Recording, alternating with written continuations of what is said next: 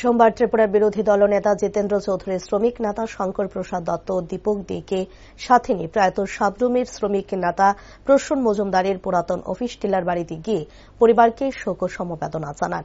পরবর্তী সময় সাংবাদিকদের মুখোমুখি হয়ে বিরোধী দলনেতা জিতেন্দ্র চৌধুরী বলেন, হৃদরোগে আক্রান্ত হয়ে মাত্র ৪৪ বছর বয়সে প্রয়াত হন তিনি। প্রতি সময় মানুষের সেবায় তিনি ব্যস্ত থাকতেন এবং সর্বশেষ তিনি বলেন, দলের পক্ষ থেকে যতটুকু সম্ভব পরিবারের পাশে দাঁড়ানোর চেষ্টা করা হবে। আমাদের সিআইটিউর রাজ্য সাধারণ সম্পাদক প্রাক্তন সাংসদ শঙ্কর প্রসাদ দত্ত, আমাদের পার্টির জেলা সম্পাদক তাপস দত্ত এবং সিআইটিউর নেতা সহাজ কামরা এসসি প্রসূন মজুমদার, আমাদের সাবরুমের মোটর শ্রমিক ইউনিয়নের নেতা। শুধু মোটর শ্রমিক ইউনিয়নের নেতা বললেই বোধহয় ভুল হবে। এই সাবরুম শহরে অত্যন্ত জনপ্রিয় একজন যুবক, পরোপকারী, খুব সাহসী এবং বলা যেতে পারে ২৪ ঘন্টা এই মানুষের সেবায় তিনি সর্বদা ব্যস্ত থাকতেন।